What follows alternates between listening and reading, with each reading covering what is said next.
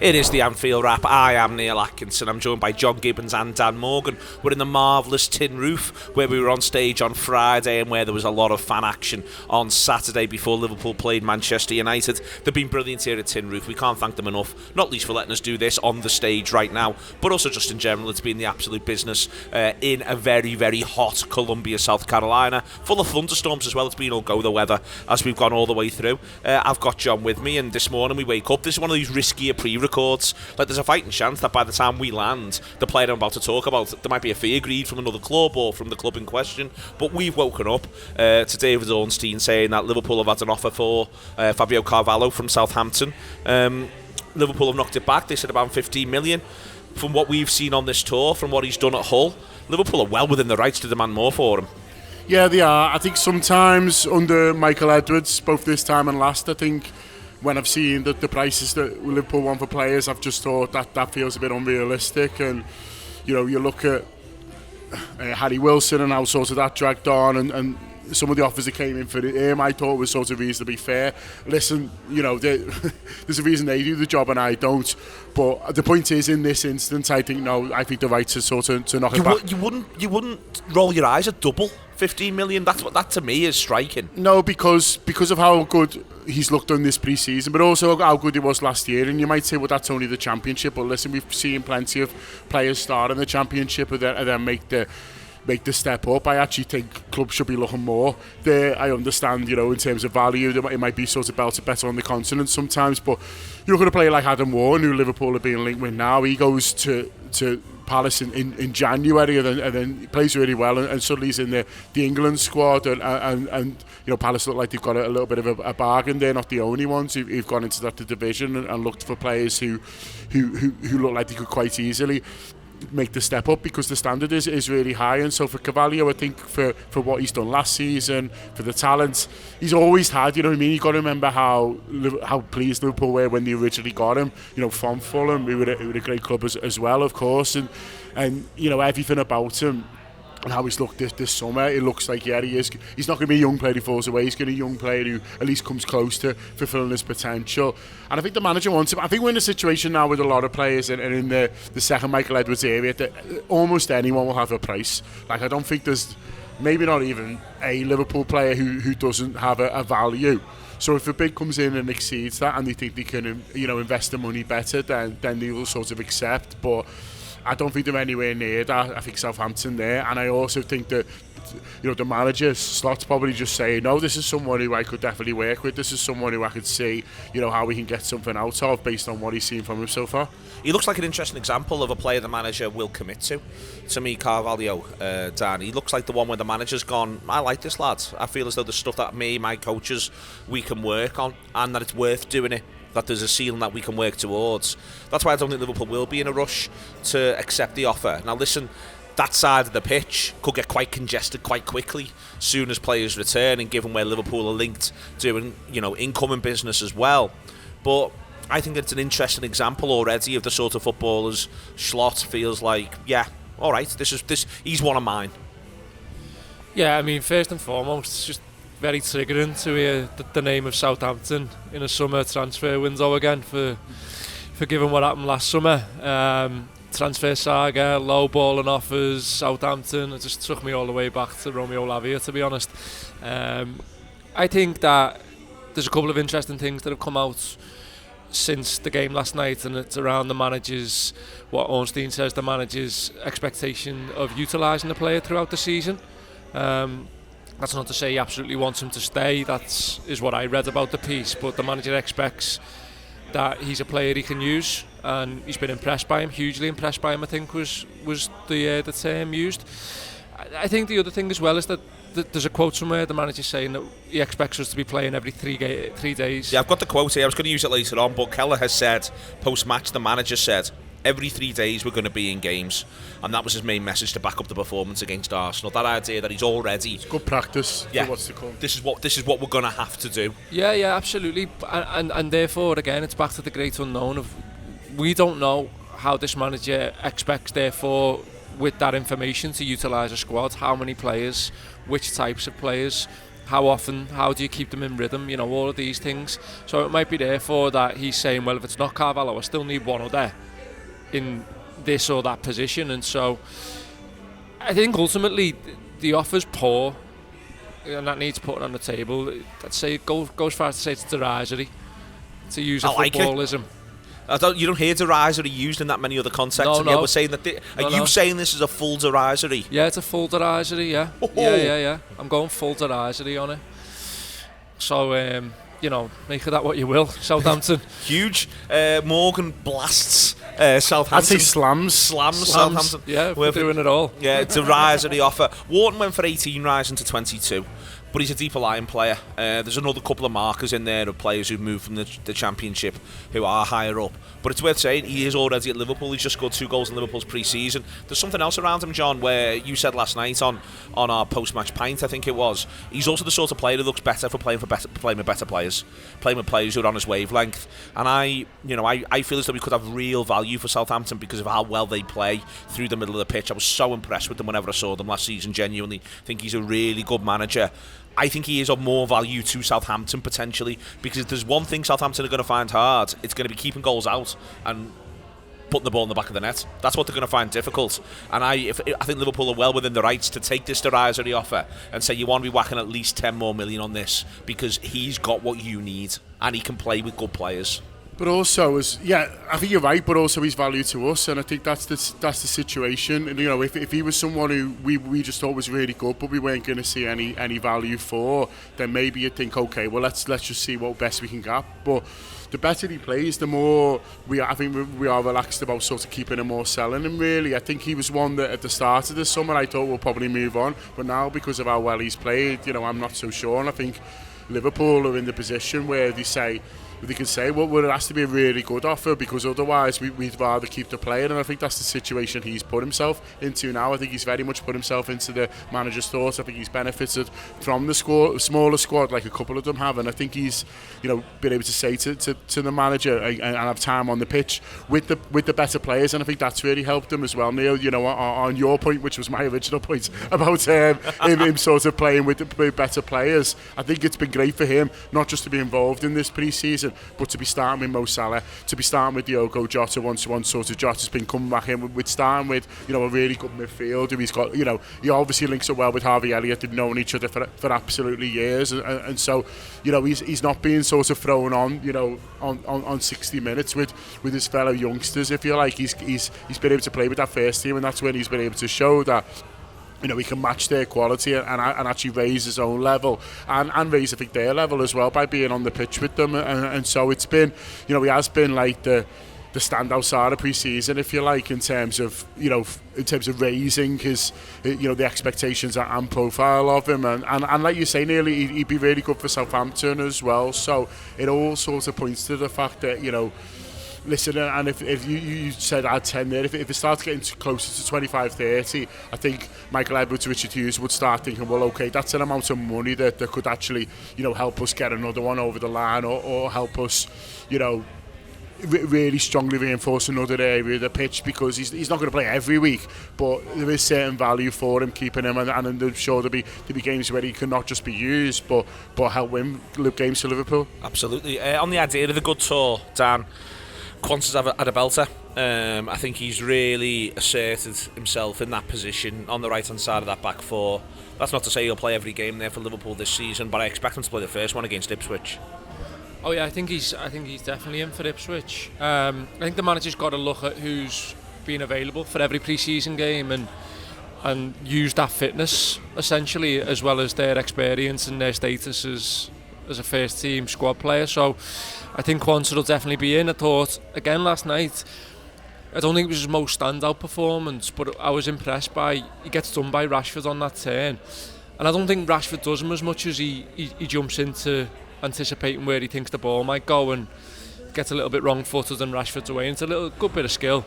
I think to be fair, Dan, it's aggressive defending, isn't it? That's what I mean. Risk. It's risk, yeah. And so when you want it, I'd rather be defending like that, and you're going to occasionally get done. And that's my point, is it just doesn't affect him. Yeah. He just gets back on the ball. He wants the ball quickly. You can see in the ground he's saying, "Give me the ball." So, you know, this idea that you've got a player there who's look, I think he's clearly learned from Virgil a lot in terms of temperament, in terms of how you defend, in terms of a lot of how to read the game. And I think there's felt on these games a little bit of maturity to the point where he looks a bit senior at times when we're playing. You know, he looks like he's been a mainstay for a lot longer than he has. So I think he'll be in for Ipswich. I think the bigger question for him is who's his right back. In terms of that, you know, is it going to be Conor Bradley? Probably, maybe, I don't know. We'll have to see what happens there, but we've got players to come back this week. These 2 weeks are massive, I think this is where the manager will get that sort of drilled down, head down, hard work and mentality in, get the players back in, and then we'll see who lines up there, but I'd expect Quansah to be in. Both goalkeepers have just done really well. It's they've done well all the phases, though. I think that the saves where they've had to make them have grabbed your attention, but they need to be good with the feet. They've got to be constantly involved. The same thing's going to happen for Alisson as well. You know, Liverpool are building up not with 6 at the back, but arguably with 7. The goalkeeper is part of that. And again, it's a matter of temperament. I think the temperament, we know Alisson's temperament is beyond elite. It's the greatest temperament known to man. But Kelleher temperament impresses last season, especially when he gets the run of games. And Jaros just looks another one. He looks a really confident lad who backs all facets of his game. Yeah, I think Jaros has been the most pleasing for me because I knew the least about him. You know, I heard a couple of years ago that they really liked him, and you know, I've heard he's a confident boy. There's been a few quotes from him sort of over the years, and then he went out on loan last year, and Agadu did well. But I'll be lying if I said a sort of single minute of him sort of playing. You're not watching Sturm Graz week in week out, are you, John? I'm not, Neil. I'm not. I've let that slip. But I think. You know, but all reports where he done really well, but he's come back and looked really assured, and that must be like such a relief in a way for Liverpool, because you know your third choice goalkeeper might not seem like the most important position in your squad, and it isn't. But we know Alisson picks up injuries, so you need a really good number 2, and we've got one. We've got one in Kelleher, who I think, again, unless a remarkable bid comes in, we'll be asked to do another year, and so I think, you know, you've got a really good number 2, and he showed that last night. I thought, you know, some of his shot stopping when needed first half was great, but then if Kelleher's starting, then who's on your bench for you, and who's maybe able to rotate with him if need be, or just if something happens with Kelleher in the game, you know, suddenly you're having to throw him in. And I think Jaros, what he's shown this pre-season is that he's more than capable of being that fella. You know, would I want him starting a Champions League final at the end of the season? Probably not, but that's more of an experience thing. But in terms of, you know, maybe having to throw into the odd cup game or even a league game at some point, he looks like he'd be fine. He looks confident. He looks like he backs himself. And he looks like a Liverpool goalkeeper. Like, he's not one of these who, like, you know, he looks like he plays a completely different style and then it messes everyone up. He looks like a Liverpool goalkeeper. So, yeah, he's another big plus for me. He's another big tick. If I offered you a guaranteed Champions League final, but Jaros has got to start it, I'll take that. You'll take that? Yeah. I'll take that. I'm not greedy, Neil. I'm not going to roll the dice on that one. No. Lad, if you offered me John to start in goal, I'd take you there now. I'd do a job. Done. You'd be fully committed. There's no shadow of a doubt on that one. I mean, trying to tell Virgil what to do, he'd be like, lads, fuck off. Be a big 2 weeks in the lead up to it. I know, the interviews I do on the Anfield Wrap every day. The mood in the camp's good, to be honest with you, Neil. Bit of insecurity going the other way, but I don't know why. Just confused which side of the line to stand on in the mix zone. Hang on. Teammates fear he's getting a bit too stuck in at lunch. Hey lad, it's free, you know, Virg. Have as much as you want. There is, Dan, you mentioned Bradley a minute ago. Again, I think the notion of the good tour. I think both fullbacks who've started the games have a good tour in the end. Bradley and Shimikas, I think they both are able to contribute. I think Bradley just grabs, I know Shimikas gets the goal, I think Bradley just catches the eye more, because I think he is genuinely that good and that special. But, you know, both of them can feel as though they've got a role to play, and there's a question mark at the minute about where Robertson's fitness is. He's come out on this tour, but he's not been anywhere near any of the 3 games, so, you know, there's a bit of an onus there, possibly again with one eye on Ipswich. Yeah, for sure. I said last night, I think Conor Bradley's just impressing me more and more every time I see him. I think he is a lot more intentional than maybe people think. You know, the old-fashioned marauding fullback term that still gets used a lot. He's clever. He's so clever. He's so clever. He picks his runs. I think what we've picked up on quite a bit is there's been a lot more underlapping from the fullbacks in this pre-season. You know, I think that was something that will come and go, I think, in Klopp seasons, but I think it's going to be a bit more of a permanent fixture here, so you have to time them runs well. You have to know when to go, and so I think Bradley's perfect in that sense. Look, I think a little bit similar to Kelleher, really. I think there's probably already been conversations had with players like Conor Bradley, Kelleher, maybe even Tsimikas, in that conversation around games they're going to get this season, you know, games that might have been outlined for them. You know, I think it's interesting that on Kelleher, a lot of the chat that was around, again, that comes around every pre-season, around him getting a move and going and wanting and playing first team football, that seems to have dissipated quite a bit on this tour. There's been none of that. There's no links to him moving away. He seems like he's pretty happy with the new setup, and so I think for that to happen, you've got to have conversations around game time and not honest conversations around how much you can expect to play. So again, I think there'll be games there definitely for Bradley. Tsimikas, I think he's still a bit of a question mark. You know, I think everyone wanted to sort of see what the manager's impressions would be like with him and a few others. There's nothing to say that the manager dislikes him. He's used him every game. There's the question mark over Robertson, like you said, and so it might be that he's decided already, well, I'm not getting sent back until really late. Robertson's a fitness concern. I'm going to go into the first game of the season with Bradley and Tsimikas at fullback, and again, you know, if he's building a platform for the first 3 games, and that's what he's deciding, you know, he's got well more information than any of us.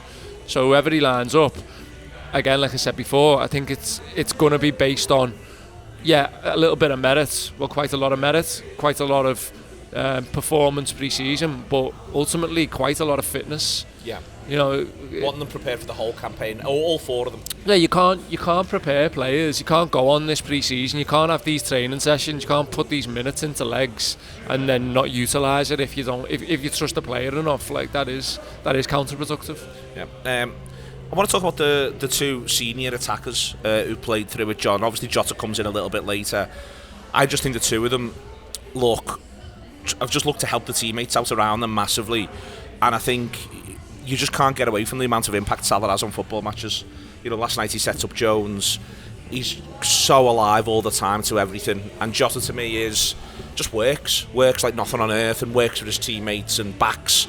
Loves the game, loves the battle to such an extent. I think they just both look to me like the sort of footballers who love football, love competition, love playing, and that's really come through in all the performances, 3 from Salah and 2 from Jota. Yeah, do you know what, on Salah, it's worth, you know, talking a little bit about, you know, off the pitch as well, and everything that he does, and how much he looks to have brought into Slot, and how big that is for the new coach, because you know, everyone you speak to out here does say it's very different. The only person who claims it's not that different is Arne Slot. You know, and he wasn't even here, so how does he know? And maybe that's why, yeah. He was like, it's the same as Firewood. But for obviously the players have talked about how different it is. But when we've spoken to, you know, people who work for the club sort of out here, they're saying a lot of it's different, not just in terms of, you know, the coaching and stuff like that, but even like how he is around the players. You know what I mean? It's different. It's a bit less relaxed. You know, in terms of like, you know, there's a bit more. You know, no, this is how we sort of do things. And so, you know, I think it is a bit. It's different. It's different culturally. Is what I'm saying. It's not just different in terms of the football. You know, he's got a just different style of leadership than Jürgen had, and that's going to be, I think, a little bit of a shock for some of the players who are coming back. But I think for the ones who are out here, they've got used to it and seem to be enjoying it. But if Mo Salah was like, I'm not having this, then it sort of disintegrates early. But I think like when we've been lucky enough to go down to the training and stuff like that, you know, all the stuff that they've done, he's been as keen as anything. You know what I mean? He loves the game, which I really like about Mo Salah. Anything he can win, basically, Mo Salah's sort of in for. And so I think, you know, he's sort of got really stuck in, and all the training videos that we've seen, and all the things where they've been down to the gym, or they're doing things where they've got to pull each other along and stuff, he's getting really stuck in. And it's important for any new leader in any organisation, you've got the people who, if you think of, you win him over and you win her over or whatever it is, then everyone else will sort of come along. And I think Salah, is massive for him in that regard, because in terms of who's out here, he's by far the biggest star. He's probably Liverpool's biggest star generally, even with sort of Virgin and Trent sort of overall in a worldwide sense. But out here, he definitely is, and I think he'll be made up with not just how sharp Salah's looked on the pitch, but how much he's visibly bought into everything that the manager's asking him to do, and just embraced it, rather than going, what are we doing here, capturing the flag, fuck off, do you know what I mean? Yeah. I'm Mo Salah, just let me score some goals. And I don't think every star player would necessarily sort of be the same really, but when you see him out there and they're doing these fun little warm-up things, like he just looks like a kid just messing about with his mates, which is nice. And so I think, as ever, Salah, he did, I mean, we all can't praise him enough, can we, for every aspect of who he is. You talk about him a lot on the live shows here in terms of, what he means to so many different people around the world. And I think when you think about that, and when you think about how he conducts himself throughout that, and then how well he performs on the football pitch with all that sort of pressure, and every time something happens in the world, people are like, why is Salah tweeted? Or if he does, then it's not good enough, or he's not gone far enough, or people are moaning when he fucking puts a Christmas tree up. Do you know what I mean? There's all this sort of stuff, there's pressure around him, and then there's this idea of being this icon, incredible footballer. I think he deals with everything sort of really well, and with a surprisingly little amount of ego.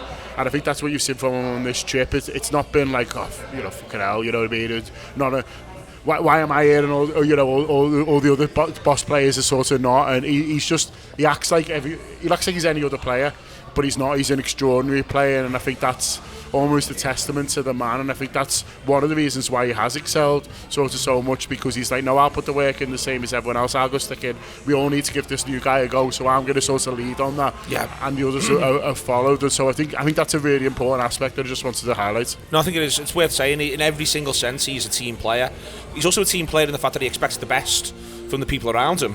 But he also backs those that those people can supply the best. I think, Dan, you've seen it all the way through this pre-season. Couldn't agree more with John. He's exceptionally impressive, and in what currently have become quite complicated times, he's a strong runner and rider for greatest living Liverpudlian.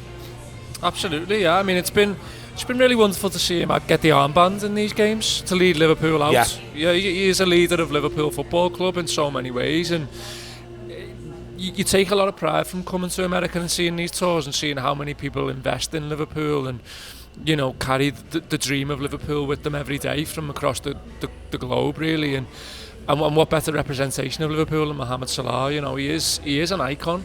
He's a fashion icon. He's a style icon. He's the coolest man on the pitch, off the pitch, all of that, and then everything. Completely echo everything John said. The way in which he carries himself is hugely impressive, and he's a dream for this football club in that sense. I think I always just think comes to me now and again. I think it's really notable that he's the only one left of the front three. Yeah. And there was loads of times over the years when people thought, oh no, Salah will be the first to go. Salah will go. Yeah. No, almost as quickly as he boomed, everyone was like, oh, if we could get 150 million for Salah, maybe. So quick to just sort of see him maybe first out the door, and he's the one left standing, and the one saying, by the way, I look after myself enough to still be here. Not that the others didn't, but he backs himself to play at this level for at least the next 3 years of his career. Like he in his head, rightly so, I think he can play for Liverpool for the next 3 years, and his output will be at the level required. He's James Milner levels of professionalism in terms of how he looks after himself. He's ridiculously in shape, and still at the absolute elite of physical football and Premier League football. And so I think he's phenomenal. I think on Jota, I said it last night, to say it again, I really prefer him as a 9. I think 9 is, for me, the position that he takes that helps the team the most. I think within this system as well, he knows when to drop in, he knows when to help out his wingers either side. I just think he's a dream for this manager in terms of how he utilises him, the job he's going to ask him to do. The thing we haven't seen over this pre-season yet is a game against someone like, Preston, and I think that would actually tell you a little bit more about what the manager's going to do against different sides. I think we've got a good idea now what he's going to do against top sides. I think that 3 is going to be 3 midfielders. You know, I don't think you're going to see in those top side games, I don't think you're going to see someone like Gakpo in there or even Jota or Salah. Or even Jota or Salah as the one in front of the 2. But I think against, you know, League Cup sides maybe or bottom Premier League sides, bottom 10 at home maybe, you might see that it looks more 4-2-4. And you know, I think Jota's a perfect foil for that. You know, Jota has said himself that he can play left, and you know he's up for doing a job where the manager needs him. But I think he should be focusing on being a number 9, because as much as the goals, the output, the intelligence from him, the ability to get Liverpool on the ball and get Liverpool some territory is brilliant. And then Salah will just be Salah. He'll be endlessly Salah. That leads into talking about centre mid in quite a neat way there from Dan. I'm quite pleased with it. There's the centre mid picture, or the midfield 3 picture as it's been during this, however the manager wants to frame it, it looks like it is predominantly a 2 and a 1. Things change during football matches, we're all grown-ups and know that. Elliott looks like he's got this role as the most advanced, pinned down as one for him. Jones looks like he's got a role pinned down in the deeper 2 for him as well. That's not to say he can't move forward as he did yesterday to great effect for the goal. They're the 2 who, what we've seen so far, look clearest, A, in the roles, but also B, in the idea that they're going to be really important. Yeah, it's interesting on Elliott that he's not used them anywhere else at all, and he could have done, you know, because, you know, Szoboszlai could have played there, or, you know, Carvalho or whoever. He could have used them off either flank. That's what I mean. So there could have been a period where even for 10 minutes in a game, he's thought he could have switched Carvalho and Elliott just to sort of have a look at it, but he hasn't at all, and that suggests to me that certainly for Elliott, he's like, you're a number 10, and that's not to say that, you know, he's going to start number 10 sort of every week, because there'll be competition, you know, for places and stuff like that. But, you know, when we keep referring to Ipswich, I think he'll start there against Ipswich, and I think it'll be sort of, you know, his shirt, and I, you know, talked before about Carvalho being the standout star of the pre-season. I think, you know, that's sort of relative to where they were before, really. I think Elliott might have played even better than Carvalho in terms of the performances we've seen. You know, there's obviously the 2 assists against Arsenal, but I think he's delivered something in every game we've sort of seen so far. Just looks really confident.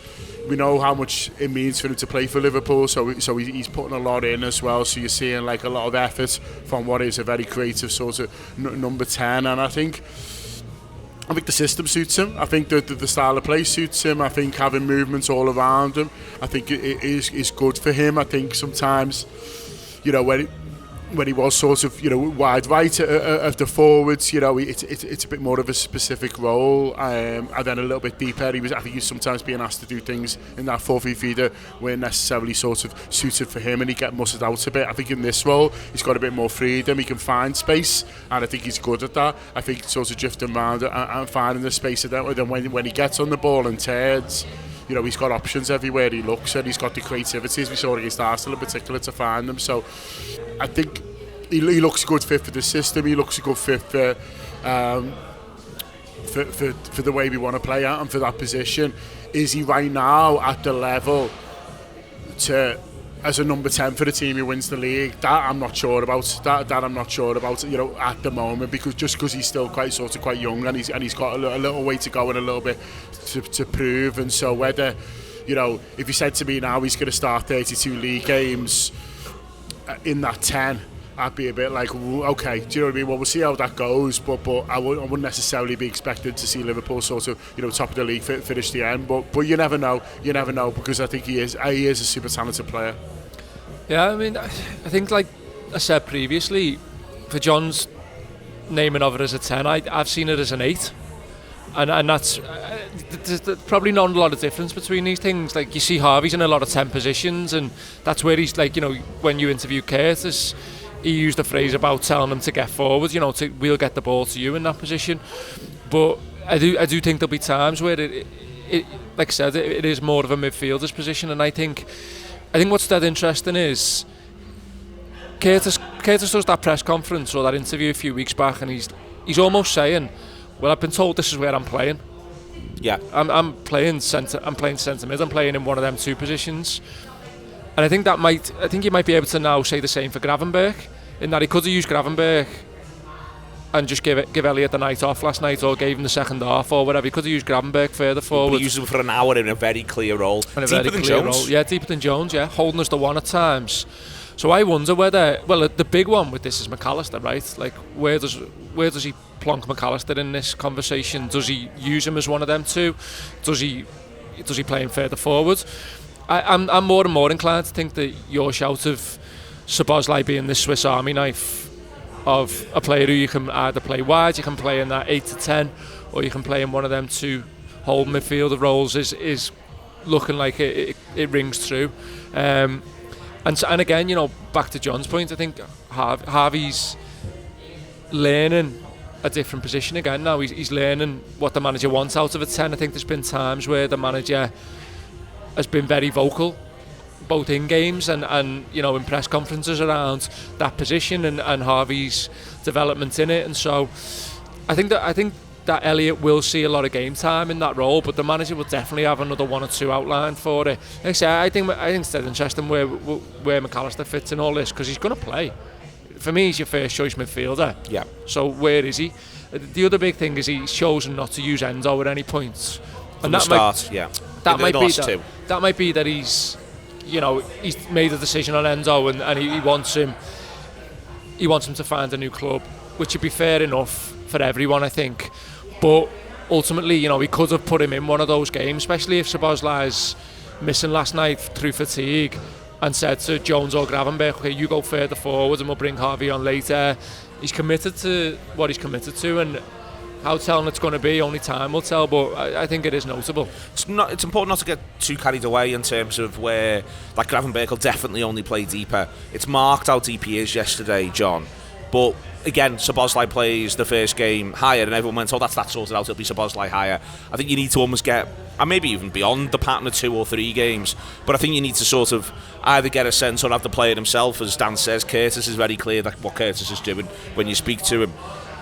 But I think there is therefore within that, it is striking that Gravenberch starts last night ahead of Endo, because he looks to me like he's just picking the lads who he thinks are in and around it for Ipswich the most. That's what he's doing. He then gives Gravenberch the hour as well in that deeper role. I feel like this is beginning to take shape, and then I think what happens in the transfer market may well sort of lock people in a little bit more in terms of what it is they're doing. And Dan's point on McAllister's excellent. I can well see a world where Man City away, McAllister's the one who's closest to the forward, and he does something else at the back of the midfield. He could just shake it up and twist it from time to time. I'm still intrigued. I feel like we've got like 3/8 of the puzzle at this point. The jigsaw's coming together, but we're still not quite clear what bits are cloud and what bits are the ground. But I think Arne Slot probably only thinks he's got 5/8. Do you know what I mean? And so because he's still learning about these players, and there's some he's not aware with at all. It was great to see, today here, yesterday for you guys, the fact that like the likes of Virgil and Trent are all back at the Axis, so they're all back, they're all training. But obviously, that's when the team are flying back from America, so they're not sort of been around, but they are sort of there. So when he starts working with those players, when they're back in on Tuesday or whatever it is, then he'll be getting more information there. But also he'll be learning about even the players that he's got as we go. And there might be a point in the season where there's a bit of necessity, and that gives him more information. So he's like, right, well, I need someone to play in this position. Who have I got who can do there? And then he does really well, and it ends up being okay. This is something we can run with a bit more or a bit further than what we sort of planned to. Because that happens during the season, and that's happened, plenty of times for other managers as they come in into that first year. I remember Rafa's first year, Steve Finnan, he's not having him at all, and then suddenly, he's starting a Champions League final. Yeah, he's not having him at all. Then it's right mid. Yeah. Then he ends up back at right back, and it was like the whole thing never happened. Yeah. It's like, oh no, I've always liked Steve Finnan at right back, and so it's like it is one of those things where it develops as it goes, and like you say, Neil, the puzzle will form quicker for the manager, but it's still sort of forming for him, and so. There is a lot to be played for, but like you say, some certain things do seem to be a little bit clear in terms of what he'd like certain players to do, and also what he wants from certain positions. And I think he's much more interested, certainly in that deep two, in what a player can do on the ball than you put your best tackler in front of the back four. I think he's backing them to defend well as a team. And listen, all these lads who we're talking about, Curtis Jones, Gravenberch, Szoboszlai, they're all big units. Do you know what I mean? Yeah. We're not we're not talking about sticking Harvey Elliott at 6, you know what I mean? You're talking about, big lads, and so he's probably looking at them and thinking they can put themselves about, they can fucking tackle, do you know what I mean? It's an attitude thing as much as it is a sort of ability thing, really. And so, but I think what seems to me that he's much more interested in, especially those two positions, how good are they in the ball? How well can they play on the turn? We saw moments last night's game, so Saturday night's game of both Gravenberch and Pritchatt when he come on as well, just sort of moving the body and manipulating the space and getting us through. And I think that's the kind of thing he wants to be seeing. I think they're going to see a lot of the ball, these players, so they need to be super comfortable on it. We're not just comfortable on it, able to find themselves space to move Liverpool forward and to build attacks from that sense. Would you go as far as to say the rest is still unwritten, John? As a wise philosopher, Natasha Bedingfield once said. As she's saying right now. She's saying right now behind us. I don't know if you can hear it or not as we're going all the way through. Action this week, Dan, in terms of ins and outs, what are we thinking? Mentioned before about the number of games. Outs, at least, there appears to be, any of Gomez, Morton, Endo, Carvalho, Beck, maybe Van der Berg, all feel feasible. Diaz stuff's gone quiet. Could be a couple of loans. Ben Doak's been linked away on loan. Wouldn't surprise me if another loan is found somewhere for one of Liverpool's young defenders who's bouncing around the place. But all of them that I've just listed there, Gomez, Morton, Endo, Carvalho, Beck and Van den Berg, as I say, they feel feasible. I don't think it's necessarily that all of them would go, because there's ramifications if one goes in terms of a position. Do you think that all seems about right on outs? Yeah, I still maintain that I think we'll sell both Carvalho and Van den Berg. I think this window? Yeah, I think both of them will be sold.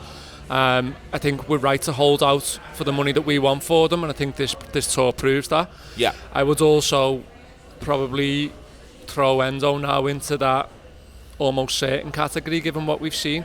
I just don't think he fancies him at all, which is fine. Approaching a war chest, Dan. To what? That's approaching a war chest. Approaching a war chest. I mean, it is, but, people don't like this, but both Van den Berg and Carvalho are, again, good examples of Liverpool's model coming to fruition. They're players who have cost the club next to nothing, essentially, who, if all goes well, will sell for quite a big profit. Like 50 million, you would imagine, for both, is probably going to be touted as a combined price. The Endo thing really helped us last season, fix a really big problem that we had, and so that money isn't lost in any way, shape or form if you get to move. But I think, again, this is almost Michael Edwards' old legacy coming to fruition if Liverpool do sell both of those players this window. The others, yeah, I expect it to be some loans. The thing you need with these tours and with these pre-seasons is you need players to fill sessions. You need players to actually maintain the ability to train and do what you want to do on the pitch. That's why I was a little bit surprised someone like Dan's went on loan so early. I thought he'd be part of this tour. I don't know if he's definitely gone yet, but he's got an injury, so... Oh, has he? Okay, yeah. I thought he'd gone on loan. I thought that was... keep track when you're out here, but also there was a lot of, it looks like it's happening, but I just don't know if the pieces of paper have been signed. Yeah, it looks like it will, but yeah, I think there'll be movements. It's almost easier right now to talk about who's going to go out than who's going to come in.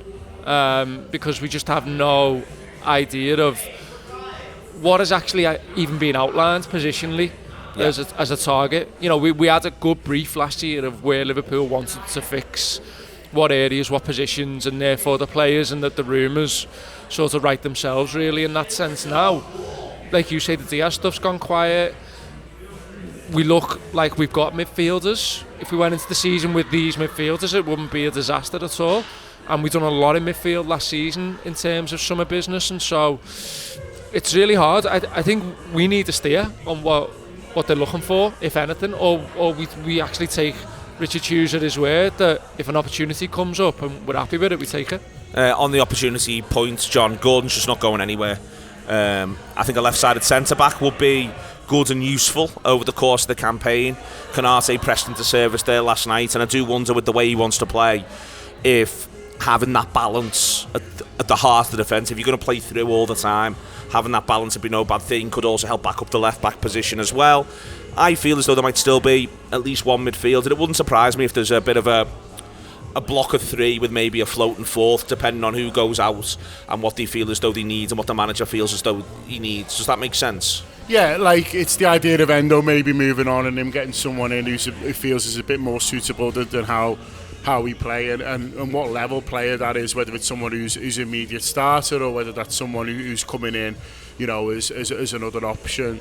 You know, your guess is as good as mine. But squad depth could just prove massive over the course of the season. Oh, of course, yeah. And listen, I'm not talking about like, you know, a squad playing in the, you know, how we used to talk about them. I'm just talking about, you know, is he someone who's as good as Curtis Jones? You know, rather than this idea of, oh, but this guy's coming in, he's sort of definitely star. And I don't think there's I mean, to be fair, there's not many of them about it. We're basically saying, you know, he's someone who's better than Alexis McAllister, for example. Then sort of good luck finding them at this stage. And so I think you know, when you talk about, you know, squad players now, it does have to change because it rotates so much. You know, you're talking about someone who's good enough to start for Liverpool, and it might not be immediately, but that's only because you want to sort of give them a little bit of a time. And so I think, you know, that's what they sort of might end up doing. Really, it's more of a shuffle. I think this summer, what we're sort of looking at, really, it's okay. Well, based on the information that we've got so far, you know, who doesn't look necessarily suitable for what we're trying to do, and that could be at centre half, like you say, or it could be in midfield. You know, who doesn't look suitable? Who do we feel like we can get a bit of money for, and who do we feel like we can get in, you know, with the limited time that we have? Who's just going to give the new manager or coach or whatever you want to call him a little bit more of what he needs and what he wants to give him every chance of success. Squad depth could just prove massive. The thing I'm going to keep coming back to, I think that, you know, there will need to be numbers. This is going to be a tough old campaign. The manager said before about playing every 3 days. August's easy, and I mean that with the greatest of love and respect to everyone involved, and I'm not talking down Ipswich, Brentford, or indeed the famous Manchester United. The reason why September, October, November, December and January are hard is that up until the end of January, if there isn't an international break, Liverpool are playing a game every 3 or 4 days. That's just the reality of it. There's no hiding place. Yeah, and squad depth's massive. Almost a situation where, you know, these players that we're all talking about, these players who you can use quite sporadically over the course of a season, who might not get loads of games but will get games and remain at a really high level, like Kelleher, for example. Like, I've never got the Kelleher thing. I think he's phenomenal in terms of talent, and I think we've been really lucky to keep him for as long as we have, and I hope we do. I hope we carry on keeping him, because we've got the best goalkeeper in the world. But I think as an understudy, I think I've got no doubt at all when he comes in. Outfield, it's a little bit different, and it's hard to have those players who might only feature 20 times a season, but will give you really good level, and also will be able to just plug in terms of rhythm. And that's why I think the Carvalho conversation's quite hard, because you can say, yeah, we want to keep him because we need the depth and we're going to play loads of games. He wants to play football every week. Yeah. He wants to play football every week. And we should want him to want that as well. And we should want him to want that. Yeah. And also, we inevitably don't want a player around the place who's maybe not that happy because he's not playing every week. And so it's a bit of a catch-22. So I think there'll be enough games to go around. I think the squad looks good, and I think the squad showed last season up to a point that it can manage a heavy workload. Like, there was a lot of games, a lot of Europa League games, Premier League, we win the Carabao Cup. So there's a lot of games last season. The manager's what I have to think about what his plan is from March onwards, because that's when we needed to put another burner on, and we couldn't find that extra gear. In fact, we dropped off quite significantly, and so this will be a different setup in terms of physical output. The sports science, the physio element will be really, really different. But, you know, that will have to mean also you build a squad that is first and foremost able to compete in terms of quality. Secondly, things like injuries and stuff you're going to have to be a bit lucky with, but you're going to have to structure a season that gets you from August to May. You know, you can't go August to March, because if we're going to be about it, that's when you'd have to find another gear. Absolutely. Listen, when we were back in Liverpool, I spoke to a couple of people, Mike and Lynn, about MND fundraising activity that's going on across the next few months. It was an absolute pleasure to do so. So here's me back in a studio in Liverpool a few weeks back. I am joined by Mike Wilson from the Darby Rimmer Foundation and Lynn Evans from the Mel Evans MBE Foundation. both of which do a hell of a lot of work around MND, as you would think, from all of this. First and foremost, I want to be really clear about this. Lynn was #1 in the country for women's crown green bowls, so we are in amongst sporting excellence, and it's always important to remember that sort of thing. And your husband Mel was given an MBE for his services, 2 crown green bowls. It's a community that's vibrant. Before we even get into the wider charitable point, it's an underrated community that's vibrant right the way across, especially the north of England. It is, yes. It's a sport predominantly played from as far south as Coventry to as far north as Cumbria, and every geography in between, but definitely the northwest is the heartland. We're sitting in the city of Liverpool here, lots of bowling friends, hopefully some going to be tuning in and listening to this. But yeah, a very underrated sport, a sport that involves a great deal of skill. Yep. Has the reputation of being an old man's game, which for years we've been trying to eradicate. And in fact, a known fact that you may or may not know, and your listeners may or may not know, but the former world snooker champion, the great John Parrott MBE, was a crown green bowler before he found his passion for snooker.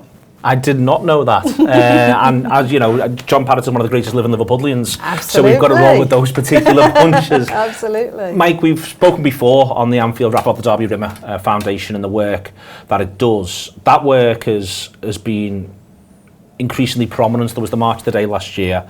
You're looking to do another one soon. How is the wider work going? It's snowballing, really. I mean, I've literally just started working full time with Stephen now from last Monday, and there are a number of different causes and charities all trying at this moment in time to achieve for football what Rob Burrow, Kevin Sinfield, Doddy Weir have all achieved for rugby. Yeah. And the theory is we've got a far bigger catchment area with football than rugby, you'd like to think.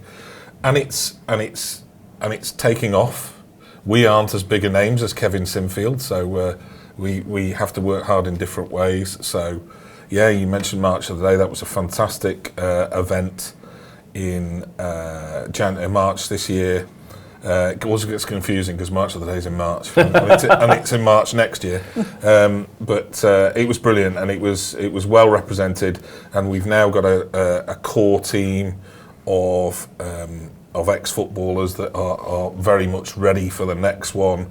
We're going to be joined by Stephen's wife Steph, yeah, who has since retired, so will join us. So that's coming up. I guess one of the biggest things, which is a merger between the two charities, is we've got a massive gala dinner at Old Trafford on November the 23rd, is it? It is around then. Yeah. I know because we're going. Okay, so it's called Football Against MND, and Lynn is effectively the driving force behind this, has kind of set this up, and both the two charities, Darby Rimmer MND Foundation and the Mel Evans Foundation, are going to benefit from this. And you know, it's taking off. We heard the other day that we might even have Sir Alex Ferguson there. So we want to convince people to come. Yeah, but this is where you can help us, because you know lots of Liverpool legends, so you can help us drag some of them in as well. I mean, it would be great to drag some of them in. As I said, we're already planning to go, and you want to let people know about it, that there is availability, where to get tickets from and where to support. Yeah, you can. The easiest way for me to tell you where to find it is if you go on to redwoodevents.co.uk. There is a page for Football Against MND.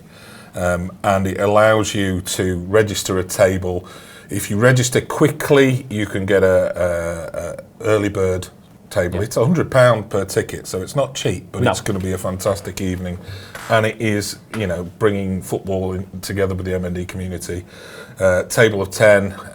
You can get a VIP table where you get a really big name. We've got some big names in the ether coming. We're hoping both Harry and Jamie Redknapp are going to be there. We've got Jill Scott, we've got Steph and Stephen and Marcus Stewart and Paul Scholes, and there's some you know big names. I think is Alan McAnally that's going to be the MC. Right. And we're also after sponsors. Yes, because you can get that again through that website.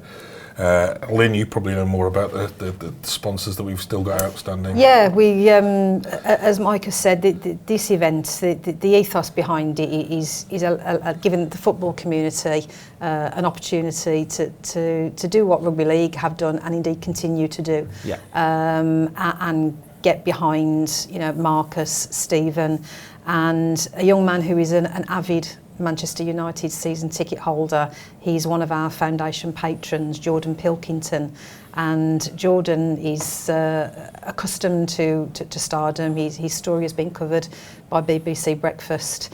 Jordan was 21 years old when he was diagnosed, still serving in the army, just finished his army training, medically discharged from the army, sadly. A beautiful young man who does his part, does more than his part to actually bang that drum and raise awareness. So the night at Old Trafford is for Stephen, it's for Marcus, and for Jordan. But we have a headline sponsorship was sold out within the first 48 hours. Entertainment sponsorship was sold out, but there are lots of other sponsorship packages available, as small as a couple of £100 for adverts in programmes, as big as £2,000-3,000. You've been working on your foundation since 2019. What are the sort of challenges you've run into, Lynn? Raising awareness in the early stages. I have to say, and totally agree with what Mike has said, the MND community is a very different community now in 2024 than it was in 2016 when we had our diagnosis. I've had friends contact me as recently as a few months ago following what BBC Breakfast did with Rob and Rob's courage and bravery, allowing the world to actually see him at his most vulnerable. Friends have contacted me and said, is that what you had to do with Mel? I said, yeah, that's what you see Lindsay do. That is the reality. And so awareness is so important, no less important as fundraising, because certainly the MND community, and I'm speaking on behalf of me personally and the MND community now, get the awareness right, hopefully the funds can follow. And the research is so important. Yes. So important. The last 5-6 years, we have moved mountains. There is a lot more to do. We all say it, and I've heard Mike say it, MND is not incurable. It's underfunded. Yeah. It's underfunded. And that's the purpose of all of this, if we're honest about it, Mike. That's the core thing. Absolutely. The Darby Rimmer Foundation was set up with three main aims. One is to raise awareness, which we talked about. One is to fund research into a cure, because that has to be the ultimate end game. And the other one is that they support families. I'm listening to the Darby Rimmer audio book before, does exactly the same sort of thing. They work with the MND Association, provide grants to allow people to put in ramps, wet rooms, etc. So the money goes to good causes, whichever way it is. But we had the backing with March of the Day at the start of the year from the PFA, and then I felt really powerful because they gave me contact details for every CEO of every club and that kind of thing. But the number of people we were in March, we were going from Bradford to Liverpool, so it was concentrated around Yorkshire and the Northwest. But we had conversations with Arsenal and Chelsea and Southampton, and some people just picked it up. We've got one this weekend in Bristol, or next weekend in Bristol, this coming weekend, Stewart Sports Tour, and that is a 17-mile loop around there. It's paying tribute and support to Marcus Stewart, because that's where he comes from. And we've 300 people going to come out and do it. So you did the HSA walk with us, didn't it? It's a very similar sort of thing to that, bit shorter. That's what talked them down. Eh? That's what talked them down. But they've got to go up a big hill and over the Clifton Suspension Bridge. Oh, all right then. So yeah, and that's late on as well, so they're going to love that one.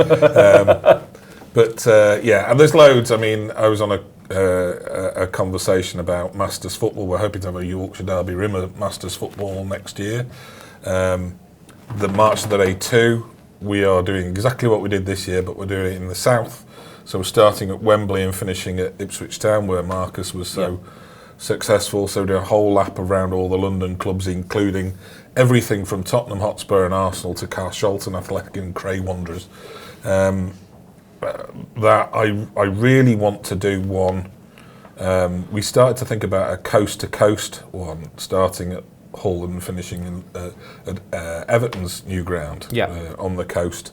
And I wanted to do that combining football and rugby league. We're going to do that hopefully next summer. But then the sad passing of Rob Burrow meant that we had to finish it at Leeds Rhinos. So we've rewritten it. It starts at Hull KR, goes to Everton, and then goes back to Leeds Rhinos. So you can come and walk with us on that one at some stage, but that'll hopefully be next summer.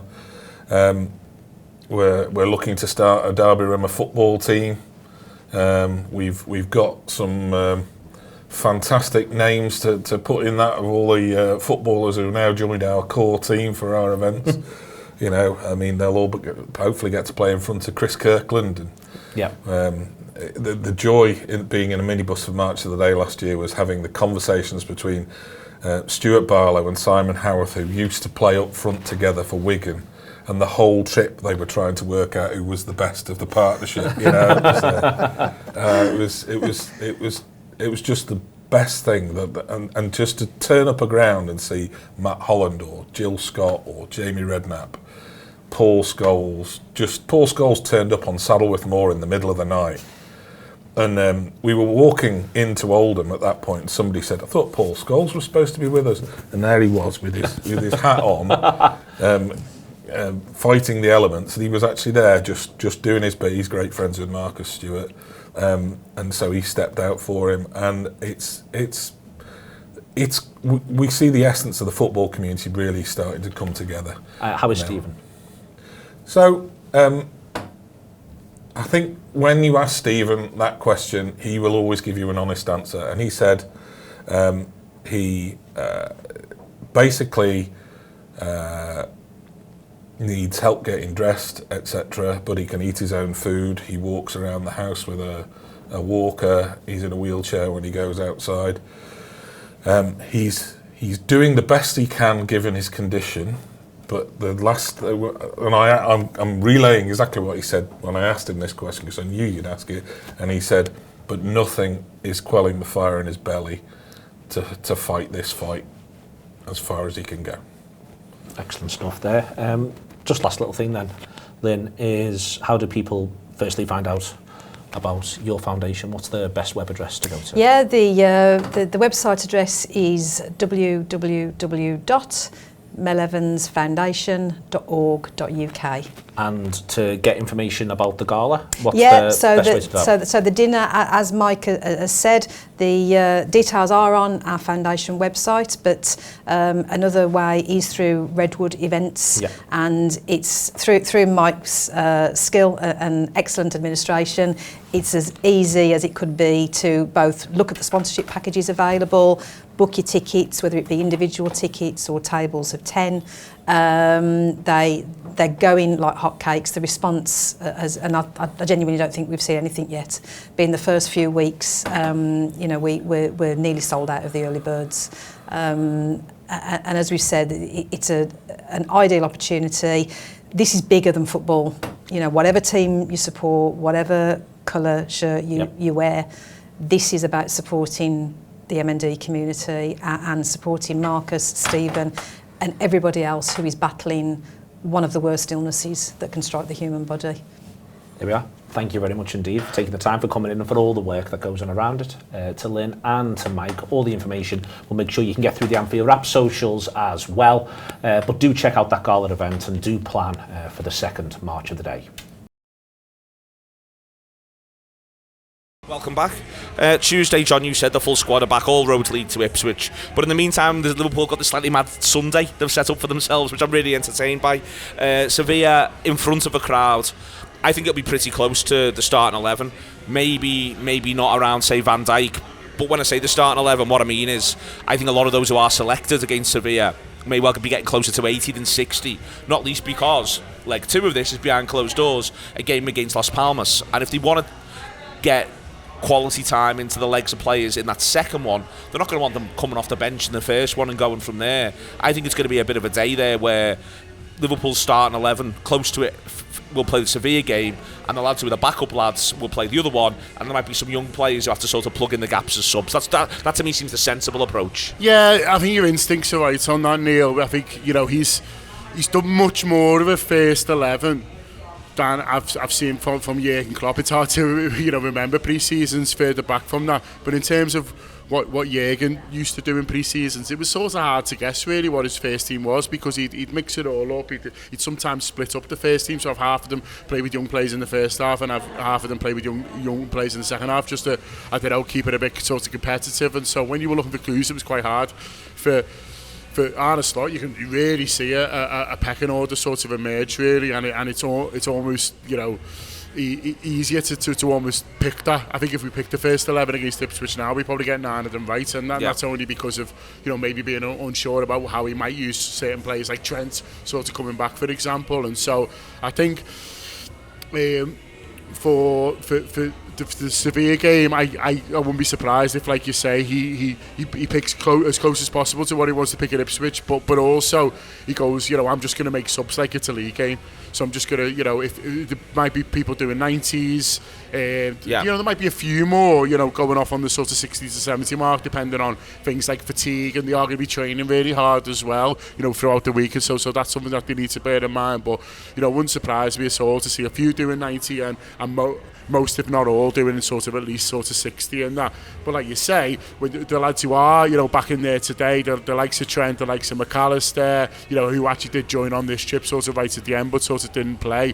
You know, they'll want a decent run out ahead of the game. They'll want a 45 minimum. You know, sort of, you know, from them. So really. That's the point of the second game, or maybe even just so everyone's getting quality time is the big thing. Yeah, so I think that'll sort of happen.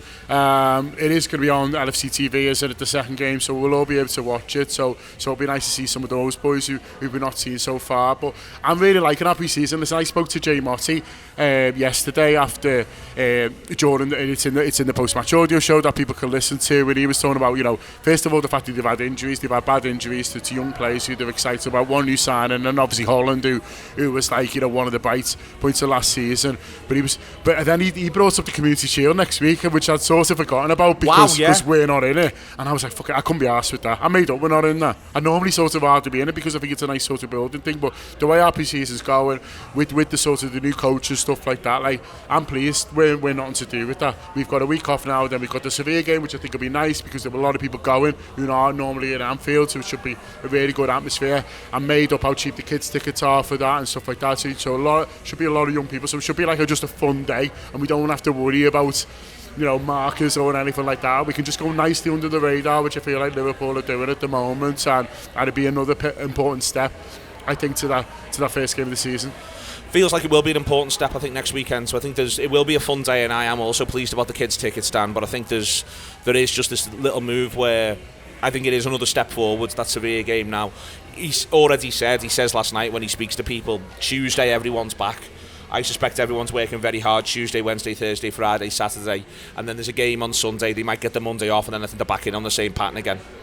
I think he's bubbling for Tuesday. I think that's where he gets his squad in right, and he gets to sort of relay the message. But also Tuesday is almost day one for the season ahead, and I think it's great. And I think the other thing as well is, look, we're really lucky to be out here, and we're really lucky to have covered the games and stuff.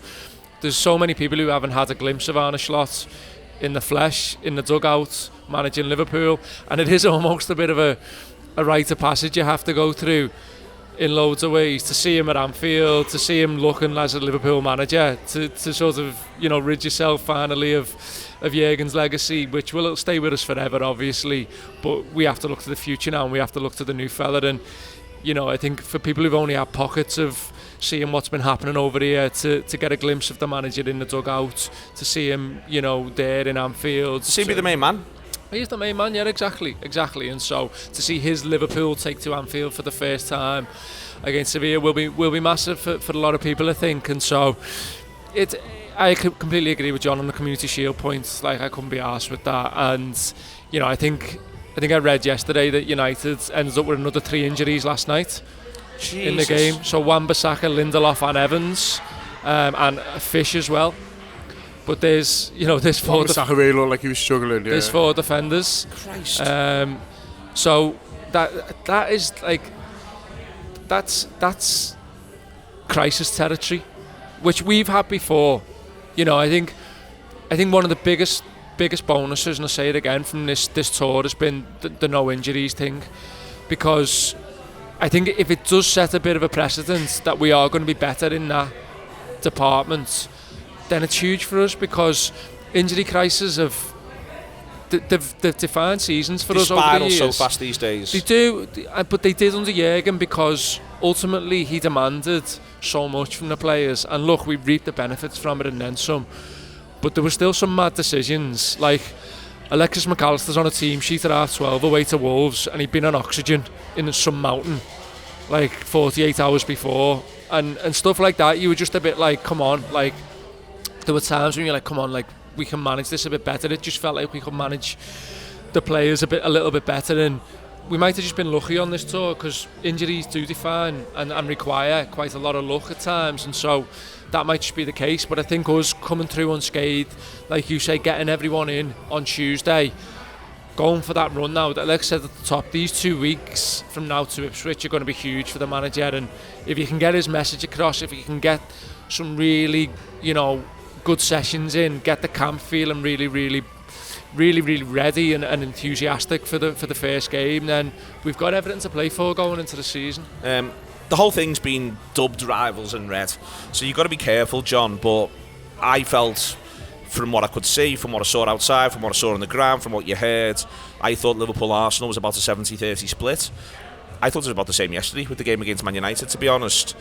It feels like Liverpool have got certainly the most active fan base in the United States. We get to see it with the supporters clubs, not just those who've come here as part of this, but also when we've gone out and done tours. Liverpool's outreach and Liverpool's desire to bring a sense of community out here is absolutely massive, and it's repaid by the idea that those grounds are dominated by Liverpool supporters. I think that Liverpool, it's just an enormous football club. I think you can almost sound a bit bored when you keep saying it over and over again, but it's so important to remember it. Liverpool is just literally one of the biggest clubs in the world. It's why there's no hiding places. It's why they've got to bounce into Ipswich, bounce into Brentford.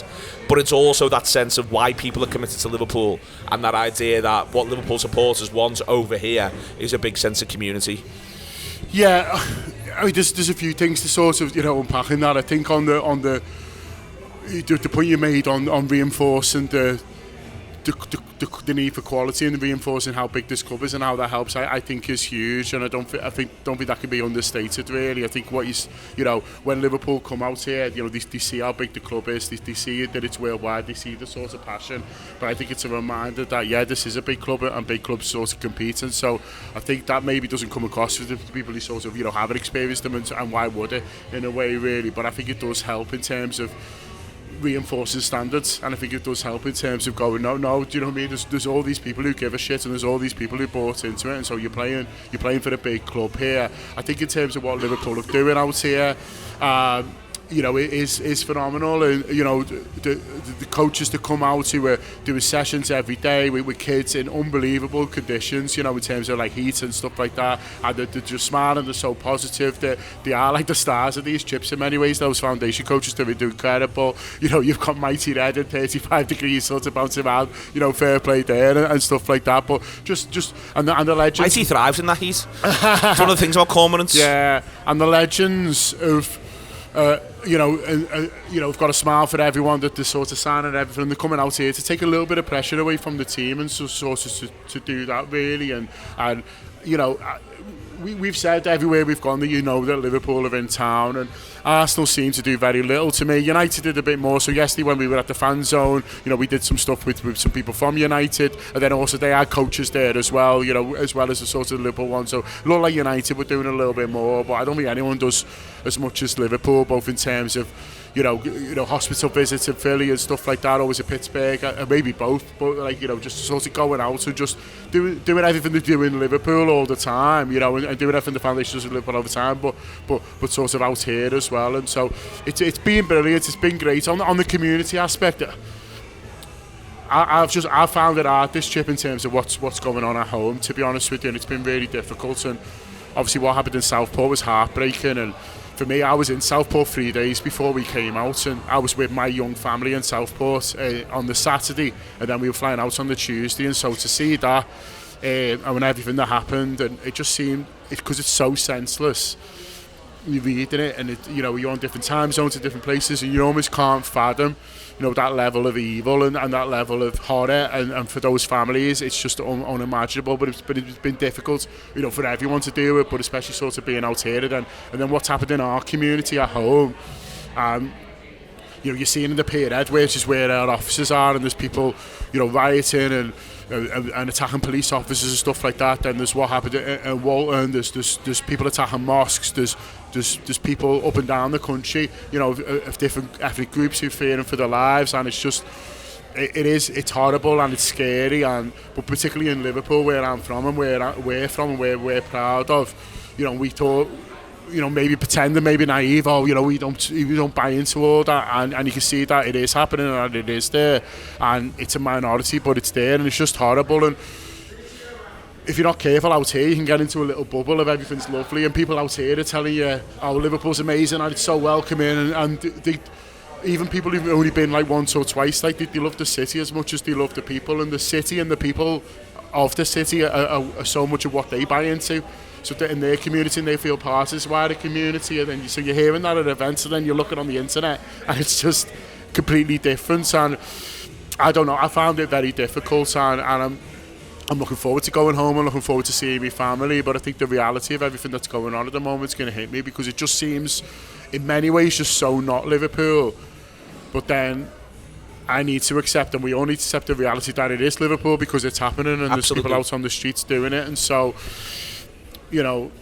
I think the kind of Liverpool that people are telling me out here that they've experienced, I think, is still there. It's just, for me, it's even more of a reinforcement that we all need to fight for it, and that we all need to protect it. And you can't be blasé like maybe I've been and just go, oh yeah, we're not like that. We chase fascists out of town, do you know what I mean? Well, the fucking fascists are living here, do you know what I mean? And they're reading stuff on the internet, and they're believing bullshit, and the turning up places and causing havoc. And so it's the burning down libraries. Yeah, exactly, fucking hell. And so that's been like the hardest thing about it for me, is that these juxtapositions between the two, but it is still there. I am still proud to be from Liverpool and proud to be a Scouser. It's just really reinforced me being out here and hearing people talk about my cities, that those of us who believe like we do, we've got to protect, and we've got to fight in a literal sense to protect what we think our city is about. There you are indeed. Thank you very much indeed to John Gibbons, Dan Morgan, everyone who came out to the shows in America, everything that Liverpool did over here, and Mo Salah's the greatest living Liverpudlian. See you later.